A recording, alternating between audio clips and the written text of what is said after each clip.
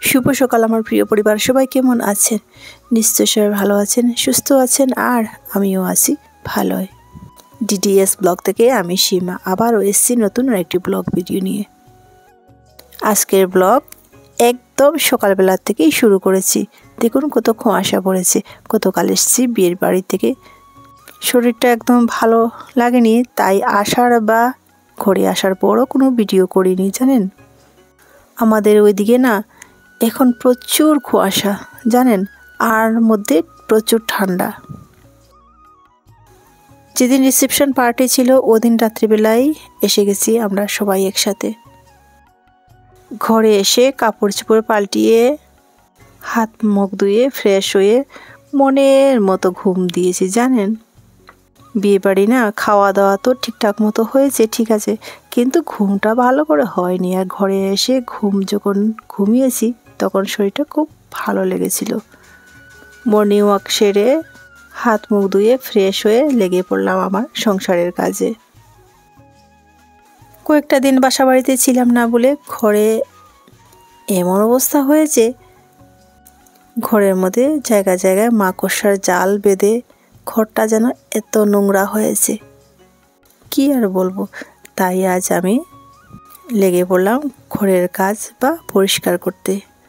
আর যেহেতু আমি ছাদ ঝেড়েছি, ফ্যান পরিষ্কার করেছি, তাই উপর থেকে অনেক ধুলাবালি পড়েছে বিছানায়, তাই আজ বিছানাটাও ভালো করে ঝেড়ে নিলাম।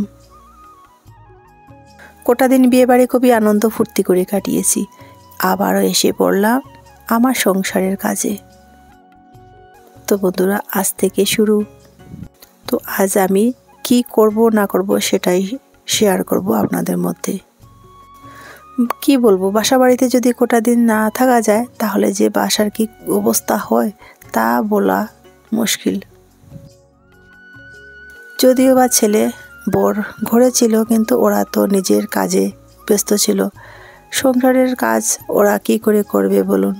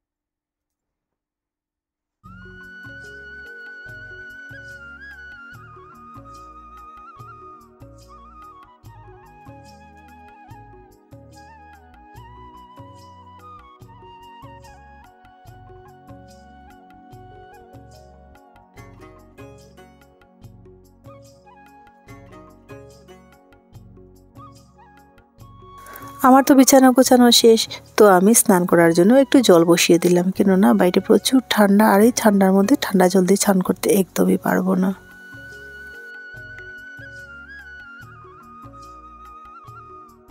আর এই যে দেখুন,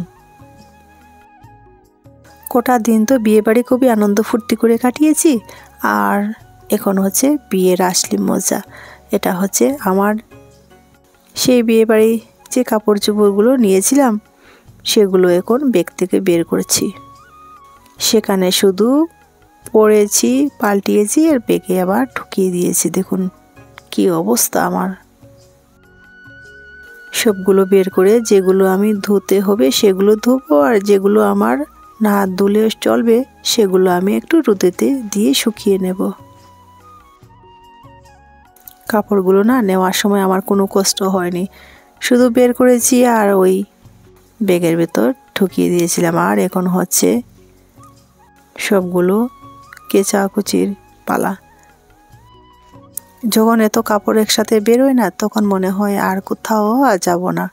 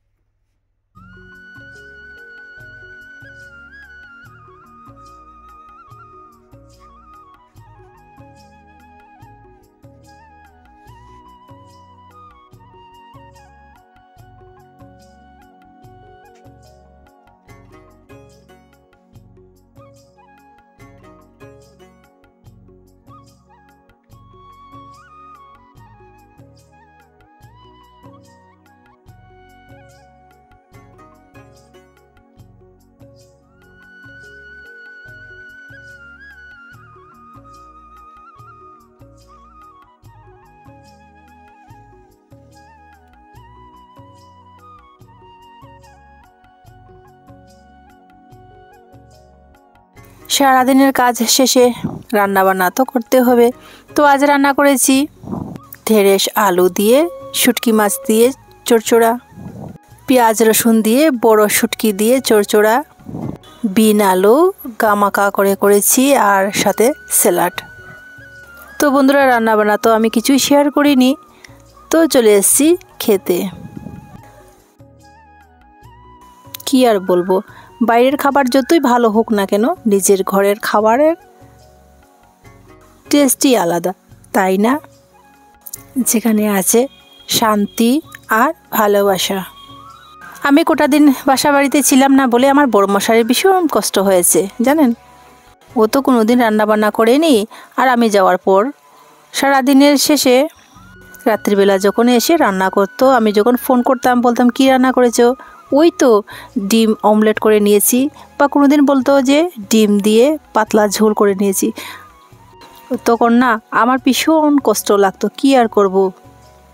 আর সেখানে থাকা মানে খুবই মজবুরিতে ছিলাম আমি। তবে মজবুরি বলছি কেন, যতই আনন্দ থাক না কেন ঘরের প্রিয় আপনজনরা যদি এইভাবে খেতে ঠিকঠাক মতো পারে না তাহলে তো মনে কষ্ট লাগবেই, তাই না? বড়বাবু রান্না করতো আর আমার ছেলে বাসন মেজে দিত। এইভাবে বিয়ার কোটা দিন আমি কাটিয়ে ফিরে এসেছি ঘরে। পরিবারে আমি ছাড়া তো সবাই ছিল দেবর, ওই বাসাতে দেবরানি আর যে ছেলেটা থাকে ওদের জন্য রান্না করে দিতে হতো এখান থেকে।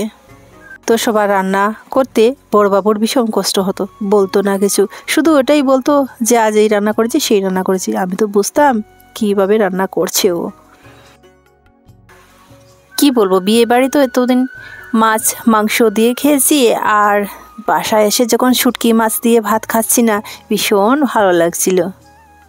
তবে হ্যাঁ, আমার মাছ থেকেও শুটকি মাছ খেতে বেশ ভালো লাগে। গতকালের ভিডিওতে যারা যারা সুন্দর সুন্দর কমেন্ট করেছেন তাদেরকে আমার অন্তর থেকে অনেক অনেক ভালোবাসা। এইভাবে আপনারা আপনাদের মহামূল্যবান সময় আমাকে দিয়েছেন, তাতে আমার অন্তর থেকে অনেক অনেক ভালোবাসা জানাচ্ছি। ধৈর্য ধরে যারা তখন আমার সাথে আছেন তাদেরকে আমার অন্তর থেকে অনেক অনেক ভালোবাসা। তো সারাদিনের কাজ বাজ সেরে এই যে আমার কাপড়গুলো গুছিয়ে এখন জায়গা মতো রেখে দিচ্ছি। তো বন্ধুরা আজ এই পর্যন্ত, দেখা হচ্ছে পরবর্তী ভিডিওতে। সবাই সুস্থ থাকুন, ভালো থাকুন, সাবধানে থাকুন। আসি, টাটা।